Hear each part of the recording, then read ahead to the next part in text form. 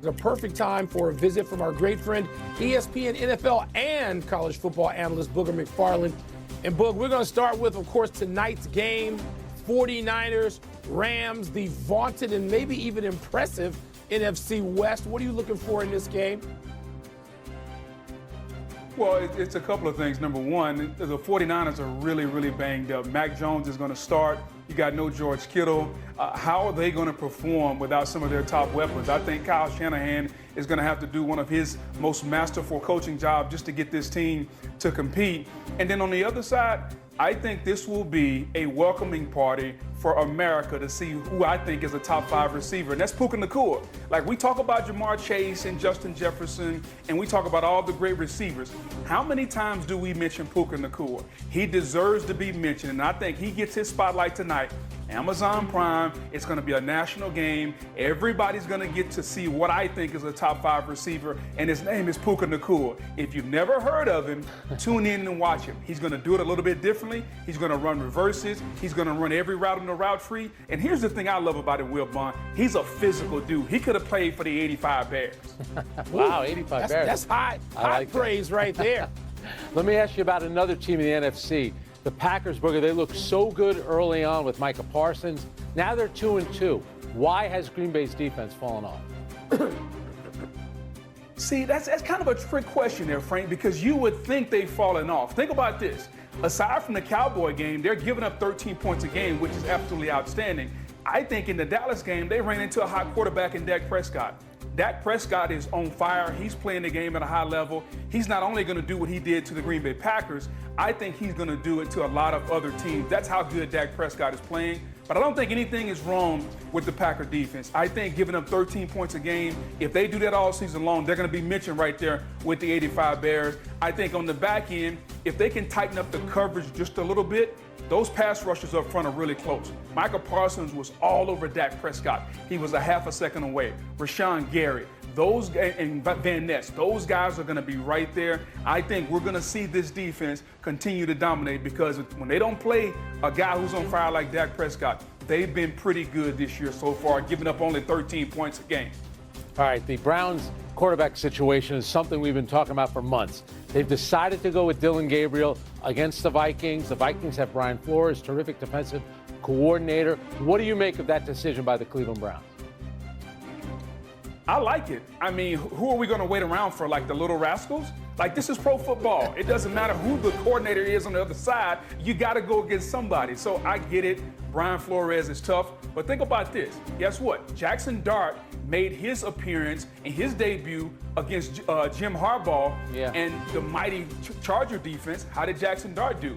They won the football game. So I think he's going to go out. I think the ball is going to come out quick. He's a rhythm and timing quarterback. It's going to be quickly. It's going to be precise. It's going to be accurate. And you're going to see Jerry Jeudy and some of those guys be able to run after catch. But I like the idea. It's pro football. We're not going to wait around for the little rascals or for the perfect team for him to go against. He's getting paid. He's a professional football player. It doesn't matter who's on the other side. I like the Browns ripping the Band-Aid off and putting the rookie out there.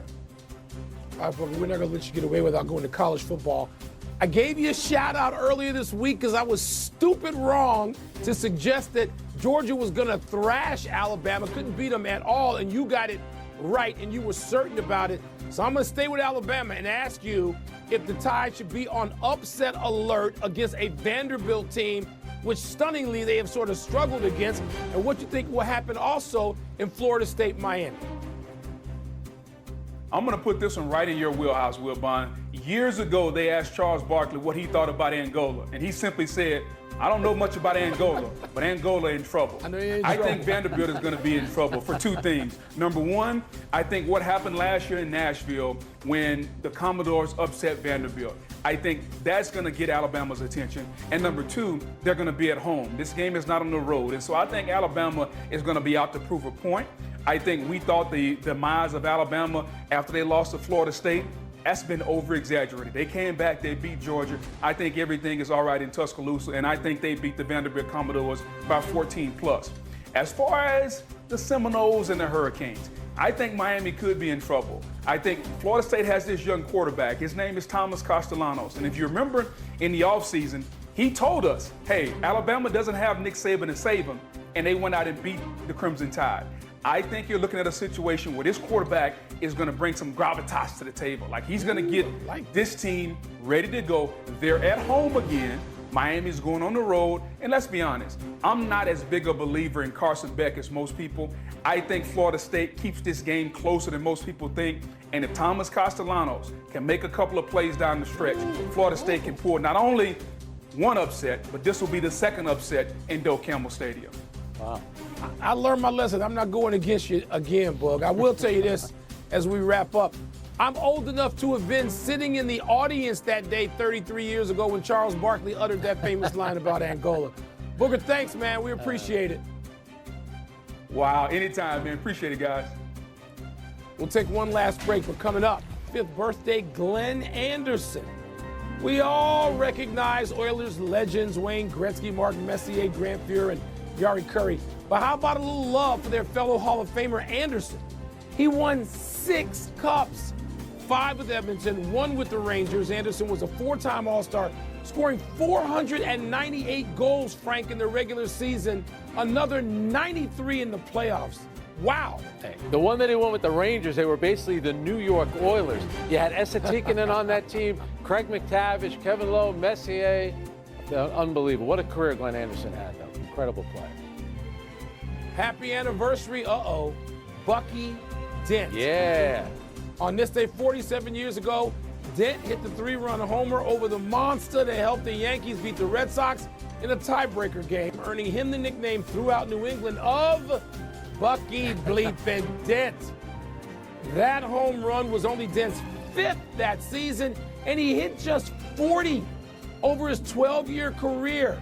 Dent later managed the Yankees for parts of the 89 and 90 seasons. I remember coming home from school just in time for that. I still could hear the late, great Bill White saying, deep to left, Yastrzemski's not going to get it. It's a home run. I got to meet Bucky Dent when he was coaching with the St. Louis Cardinals. I had an assignment in Pittsburgh, hung out with him for a few hours. He told great stories, great Yankee Bucky stories. Dent started his career with the White Sox. I saw him play on the South Side.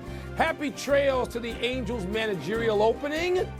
League sources tell The Athletic that future Hall of Famer Albert Pujols is the leading candidate to follow Ron Washington, who was sidelined mid-season after heart surgery, and interim Ray Montgomery. The Angels finished 72-90 this season, their 10th straight season under 500. Pujols, who played a decade in Anaheim and didn't really leave on the best of terms, would be the Angels' 6th manager in 9 seasons. He has some managing experience already, winning a Dominican Winter League title as manager this past season. Mike, if he gets the job, where do you put him on that list with great players turn manager? You know, you have Pete Rose, Frank Robinson, Roger Hornsby, Got to go a long way to Walter be good Johnson. at it. We're running out of show. We got to get to the big finish.